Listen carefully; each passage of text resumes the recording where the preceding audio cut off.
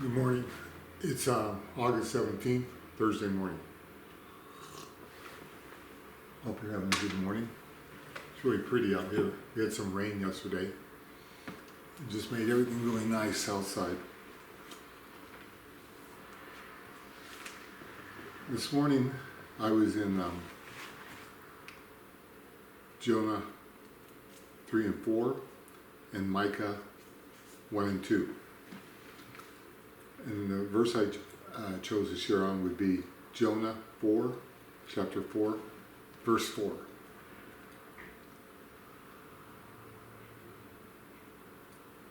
It says, "And the Lord said, do you do well to be angry?" And the Lord asked Jonah, do you do well to be angry? Has this helped you? Getting angry, has it helped you to do well? Jonah never gave an answer. He didn't answer him. When God asks us a question, He already knows the answer. He knows everything. But He wants us to search our hearts. He wants us to figure out. He wants Jonah to figure out, hey, has this done me any good to get angry? Jonah was a prophet. Jonah could hear from God very well. Jonah could probably honestly tell someone else, well, I know God very well. I hear His voice. It's real clear. His voice was so clear that he knew when God said, hey, I want you to go to Nineveh and tell them to repent. Tell them about me. And tell them that the way that they're living is bringing their own destruction.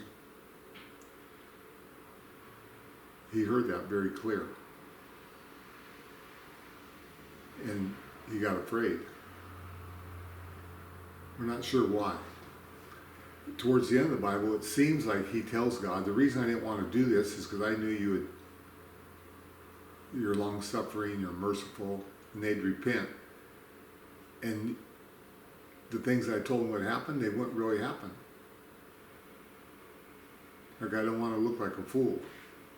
I don't want to be someone who comes and walks through the whole city of Nineveh, which took 3 days to pass through. It was so large. It took 3 walking days of walking. And he said, so now you've changed your mind because they repented, and it looks like everything I told them is not going to happen. I look foolish, is what Jonah was thinking. So we don't really know. That's what he claimed, but we don't know if that's what really made him run. That's just what he said. He might have been afraid to go do it. He might have been afraid of what he would look like going to Nineveh, a culture that he knew was evil and powerful. And he probably thought they wouldn't accept him. It's interesting, he could hear God's voice, but he didn't believe that God could actually use him to cause the people to repent. He didn't know that when they repented, that would be good for them.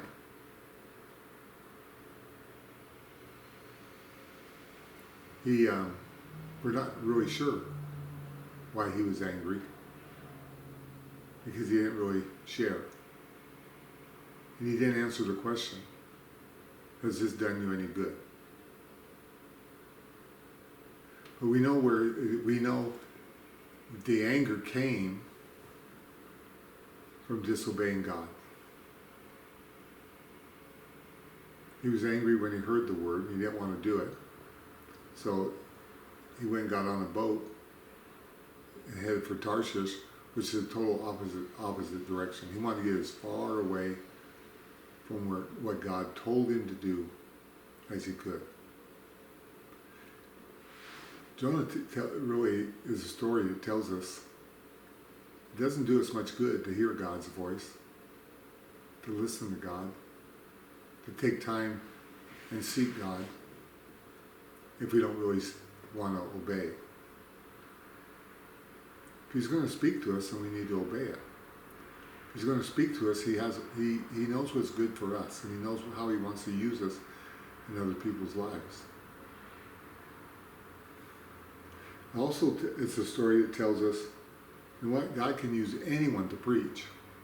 He can use anyone to teach. But only you and me can allow God to work in our hearts. God can use anybody to do whatever he wants. But God's decided to give us this thing called free will. And so it's the one thing that we're in charge of, is what we do, how we think, how we behave. It's the one thing that we're in charge of.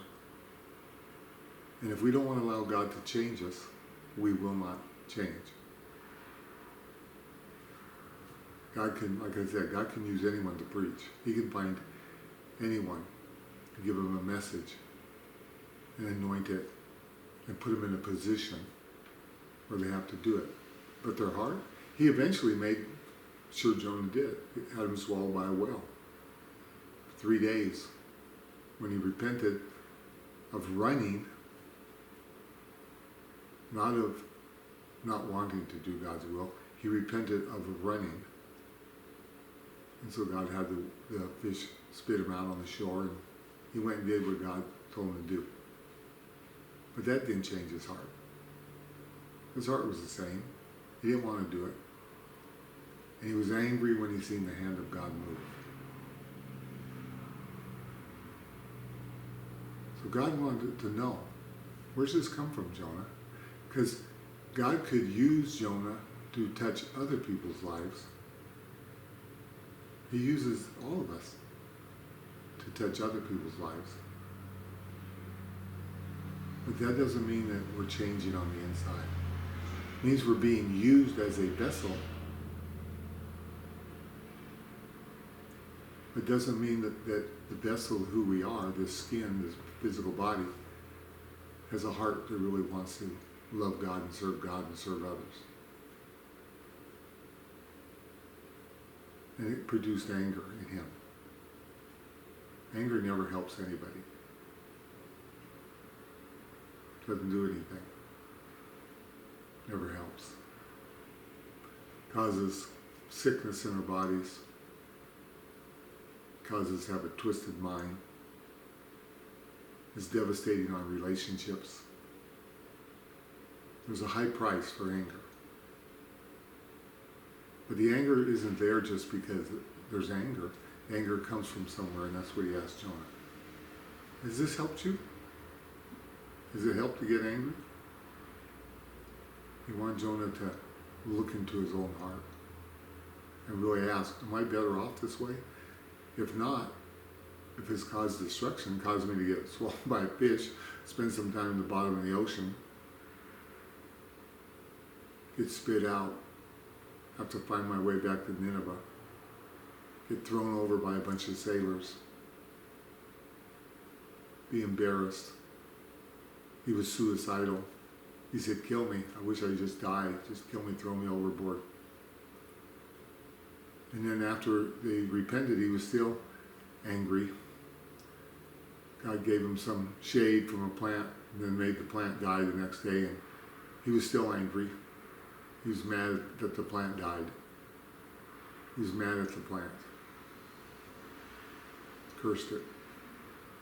He was an angry man. And God wanted to heal him. The same way God loved the people in Nineveh, he saw a whole city and he loved them. God also sees an individual and says, hey, I want to change your life. Has this done you any good to be angry? Do you want to change? When God asks us questions like that, he wants us to search our hearts. He wants us to answer him. At the end of the story, Jonah is no different than he was in the beginning. We don't know if the story goes on in his life, if he changed or not. We don't know if he opened up to God and said, change my heart. But by the end of the story, it wasn't changed. The city of Nineveh totally repented. All the way down from the king to the most insignificant person, insignificant to society, not to God, but the lowest person in the city. They all repented. But not the prophet. Not the man that God chose to use. Because he never answered the question. Our prayer today is that not only would we seek God, but that we would obey God. In those areas where it's really hard to obey, that we would allow God to ask us the deep questions. Why are you this way? Why do you get angry? Why do you get frustrated? Why do you strike out? Why are you angry when I bless those that you think are sinful? These are questions that would be healthy for us to answer. And they're really hard to answer. And they're really hard to even know why we do what we do. But God can show us. If God can speak to Jonah and say, hey, go to Nineveh, he can also speak to Jonah and say, Jonah, if you want to know, this is why you behave that way. That's my prayer. I pray that for myself. I really do. Because I got things in my life I really desperately need to have changed. Thanks for meeting with me this morning.